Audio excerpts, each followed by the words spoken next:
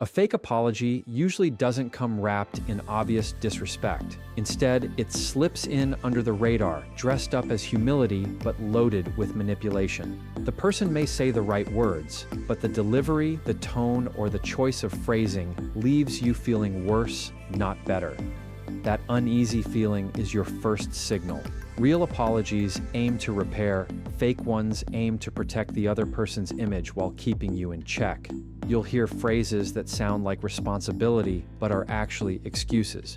Recognizing this difference is the foundation of protecting yourself from being played in conversations. One of the clearest signs of a fake apology is the subtle shift of blame. For example, someone might say, "I'm sorry you felt that way." At first, it sounds polite, but if you listen closely, it's not an apology at all. It's a statement that blames you for your feelings instead of taking accountability for their actions. The focus is no longer on what they did wrong, but on how you reacted. That's a power move disguised as an apology. It gives them the upper hand while leaving you with guilt for feeling hurt in the first place. Another common tactic is using the word "but" right after the apology. You've probably heard, "I'm sorry, but you have to understand." The moment you hear that "but," the apology is canceled out. What follows is usually justification or even counterattack. They're not sorry for what they did, they're sorry you caught them or that the situation is uncomfortable. The "but" serves as an escape hatch so they can dodge real accountability while keeping the conversation tilted in their favor. If you miss that small word, you miss the bigger manipulation at play. Tone is another huge giveaway. Someone may say, "I'm sorry," with a sarcastic tone, an eye roll, or no eye contact. Words alone don't make an apology. It's the weight behind them that matters. A flat, dismissive tone shows they don't value the repair. They just want to shut you up. Genuine apologies usually come with softness, humility, and attention. Fake ones come with tension, defensiveness, or annoyance. If the words and the tone don't align, trust the tone. It reveals the truth that the words are trying to hide. Sometimes fake apologies are laced with exaggeration or humor to make you feel like you're overreacting. You'll hear something like, "Okay, sorry for being the worst person in the world." That sounds like an apology, but it's dripping with sarcasm. It flips the script, forcing you to defend them instead of holding them accountable. Suddenly, you're reassuring them that they're not terrible, and the original issue gets buried. This kind of apology isn't about mending, it's about control. It makes you second-guess yourself while they slip away untouched. There's also the over-apology. This one looks sincere on the surface because it's drenched in dramatic language. "I'm so sorry, I can't believe I did that, I'll never forgive myself." It feels heavy, but it's a performance. The goal isn't to take ownership, it's to overwhelm you emotionally so you'll let it slide. It flips the burden onto you to comfort them, pulling you away from the original hurt. A true apology doesn't center the person who did the harm. It centers the repair of the harm itself. Over-apologies are a clever distraction tactic to shift the spotlight. Finally, fake apologies often skip the commitment to change. A real apology acknowledges the harm and pairs it with a plan. "I see what I did, and here's how I'll make sure it doesn't happen again." Without that second piece, you're left with empty words. If someone repeatedly apologizes but their behavior never shifts, it wasn't an apology, it was a strategy. Fake apologies are designed to buy peace in the moment, not to build trust for the future. When you notice that gap, words without follow-through, you've spotted one of the clearest red flags of manipulation. When someone gives you a fake apology, the first instinct is almost always emotional. You feel anger, disappointment, maybe even confusion because you expected sincerity and instead got a trick. That emotional wave is exactly what the manipulator wants. They count on you reacting because reactions give them leverage. If you explode in anger, they can call you irrational. If you collapse in guilt, they've succeeded in shifting control. Detaching your emotions doesn't mean you stop caring. It means you stop giving your energy to the performance they're putting on. The trick to breaking free from manipulation is learning to pause before reacting. Silence in that moment is more powerful than any comeback. It buys you space. When you pause, you step outside of their game. You no longer dance to their tune of blame shifting and excuse making. That pause also allows your brain to catch up with your emotions. So instead of being pulled into their trap, you can respond with clarity. In manipulation, time is your ally. The more time you create, the less control they have. Another key to detaching is recognizing that not every apology deserves your emotional investment. Just because someone says the words, "I'm sorry," doesn't mean you owe them forgiveness or reassurance. When you tie your emotions to their words, you give them the power to dictate your mood. The way out is to separate their statement from your self-worth. Their apology, or lack of one, doesn't define your value. Detachment is refusing to let their lack of sincerity dictate your peace. That's not coldness, that's strength. A powerful tool here is neutrality. Neutral responses strip away the emotional fuel manipulators thrive on. Instead of reacting with sarcasm or anger, you respond with steady phrases like, "I hear you," or "noted." These words don't feed the fire, but they also don't validate the fake apology. Neutrality keeps you in the driver's seat. It says, "I see what you're doing, but I'm not going to get tangled up in it." Manipulators hate neutrality because it gives them nothing to work with. You stay calm and they lose control. Detaching from manipulation also means learning to manage the stories you tell yourself in the moment. Fake apologies often plant seeds of self-doubt. Maybe I'm being too sensitive. Maybe it is my fault. When you detach, you challenge those stories. You remind yourself that accountability is not optional and that minimizing your feelings is not acceptable. Detachment is not about dismissing your emotions. It's about refusing to let their narrative overwrite your reality. It's reclaiming the authority to decide what's valid and what's not. Sometimes detachment feels uncomfortable because you're used to proving your point or defending yourself. That urge to argue is natural, but it feeds the manipulator's agenda. When you fight to prove you're right, you hand them the chance to twist your words and make you the problem.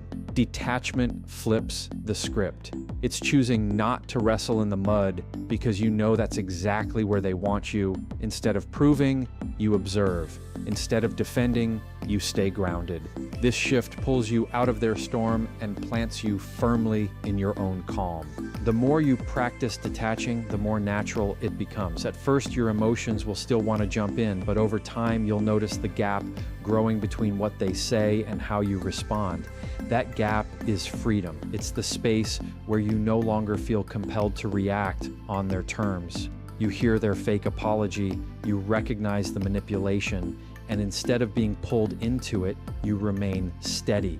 Detachment becomes a shield, protecting you not just from their tactics in the moment, but from the long-term wear and tear of constant manipulation. Neutral responses are one of the most underrated tools in communication. When someone offers you a fake apology, they expect an emotional reaction, anger, sarcasm, or guilt. That reaction gives them something to push against. But when you stay neutral, you take away their favorite weapon. Neutral responses are short, steady, and unemotional. They keep the focus off the drama and put you in control of the moment. Instead of fueling the fire, neutrality extinguishes it. A neutral response doesn't mean being passive. It's not about letting people walk all over you. It's about choosing your ground carefully so you can hold it firmly. Think of it like martial arts. The goal isn't to attack, but to redirect energy so you don't get knocked off balance. When someone throws a fake apology like, "Sorry you feel that way," you don't argue or defend. You respond with something simple like, "I hear you."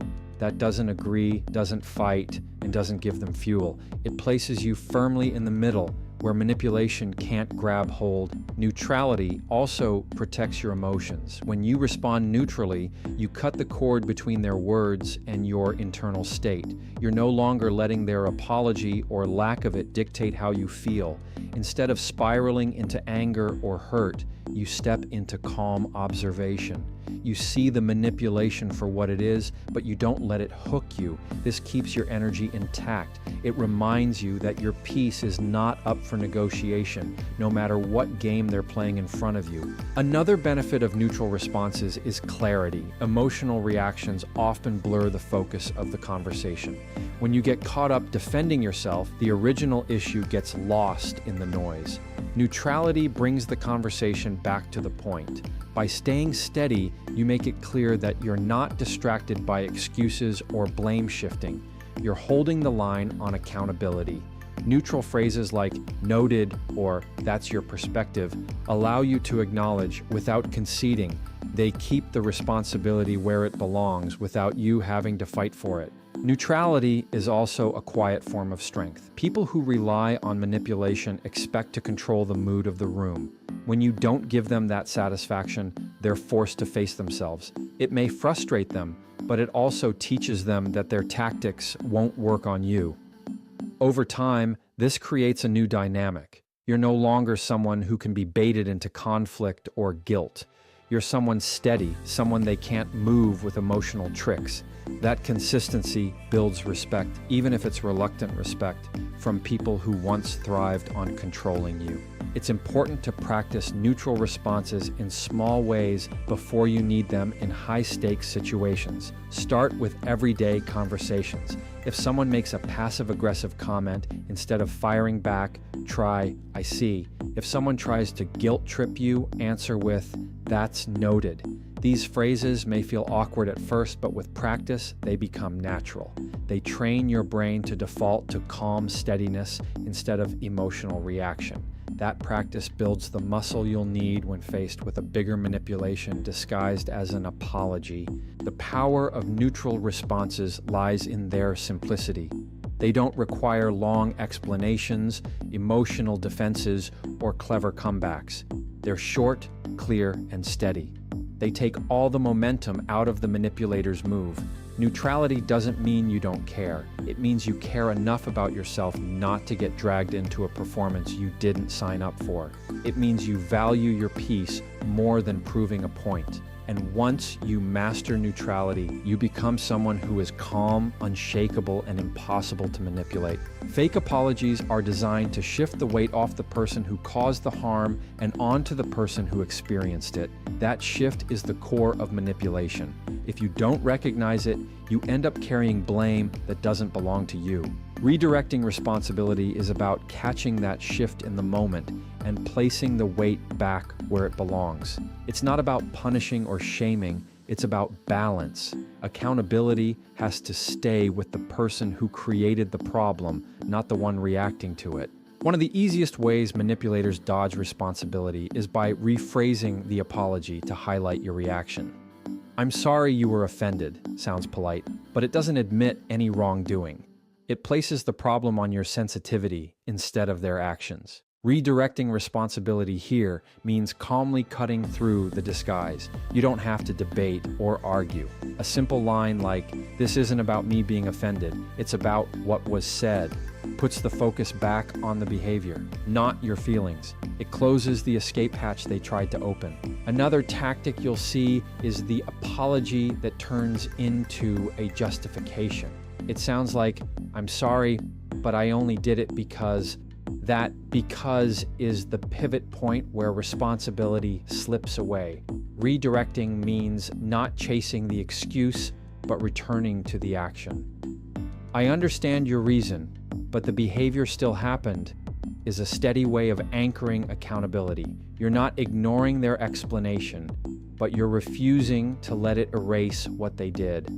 This keeps the responsibility anchored on their choices instead of floating toward your reaction. Sometimes responsibility is shifted through exaggeration or sarcasm. You'll hear, "Fine, I'm the worst person ever, I'm sorry." The goal is to make you feel guilty for bringing it up, so you end up comforting them. Redirecting here means refusing to get pulled into their performance. Instead of saying, "You're not the worst person," you can stay steady with, "That's not what this is about."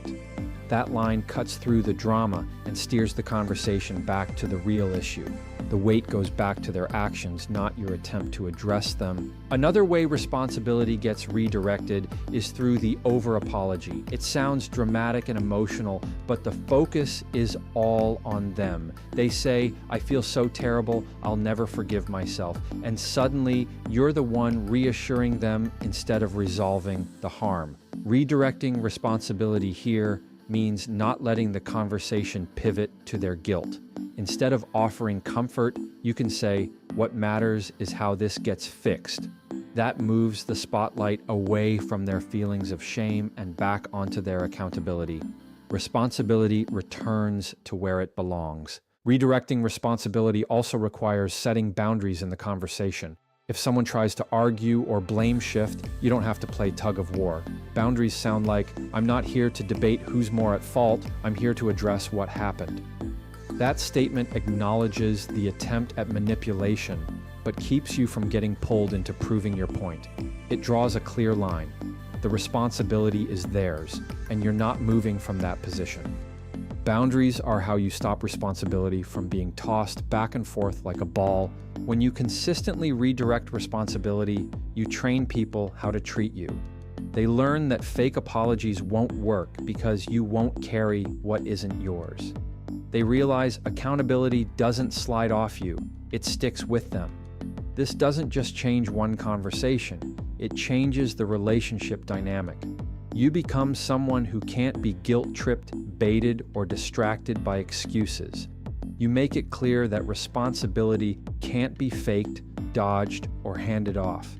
And when you hold that line, you protect yourself from manipulation while teaching others that accountability isn't optional. An unshakable presence isn't about being loud or intimidating. It's about being steady. People who manipulate others look for cracks in composure. They look for reactivity, defensiveness, or insecurity because those are the entry points for control. When you build presence, you close those gaps. You show up calm, consistent, and clear about your boundaries. That steadiness communicates that you can't be swayed by fake apologies or emotional games. Presence isn't built in a single moment, it's built through practice every time you hold your ground. Confidence is one of the cornerstones of presence. Not the kind of confidence that shouts or proves itself, but the quiet kind that doesn't need to be validated. When you're confident, you don't get hooked by someone else's attempt to minimize or redirect blame. You don't have to convince anyone of your worth. You stand in it naturally. That's intimidating to manipulators because their tactics depend on you questioning yourself. Confidence removes their leverage. It sends the message that your value isn't up for negotiation. Consistency is another building block. Manipulators thrive on unpredictability. If they know you might blow up one day and back down the next, they'll exploit that inconsistency. Presence is created when your reactions become predictable in the best way, steady, calm, and firm. You respond the same way to the same tricks every time. That removes the reward from manipulation. It's like taking the batteries out of a toy. Once people realize their usual tactics won't work, they stop trying. Consistency turns presence from an act into a reputation. Boundaries are the practical expression of presence. Presence without boundaries is just posture. Boundaries are what protect your time, energy, and emotional space. They sound like, "I'm not going to continue this conversation if responsibility keeps shifting." They sound like, "I'm open to hearing an apology when it's real, not when it comes with excuses." Boundaries are not walls, they're doors you control. They decide what comes in and what stays out.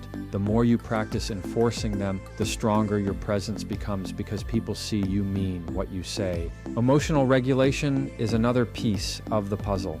Presence doesn't mean you don't feel anger, disappointment, or hurt. It means you don't let those emotions steer the wheel in the moment. You can feel everything without acting on everything. That discipline keeps your presence intact, even in heated situations. When you regulate, you don't deny your emotions. You manage them so they don't become tools in someone else's hands. Emotional control is one of the clearest signals that you're someone who can't be manipulated because you're not running on autopilot reactions. Another element of unshakable presence is perspective.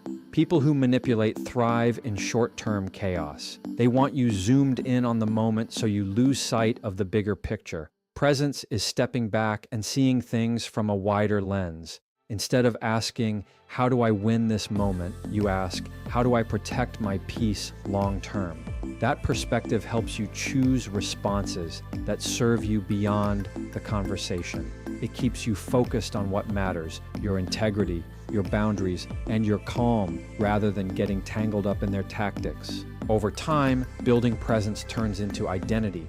You stop practicing calmness only when manipulation shows up, and you start living it every day.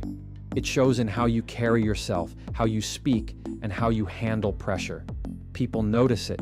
They feel it in your tone, your body language, your consistency. Presence becomes the shield you wear without even thinking about it. And when that happens, manipulation stops being a threat because it simply can't find a place to land on someone who is steady, clear, and unshakable.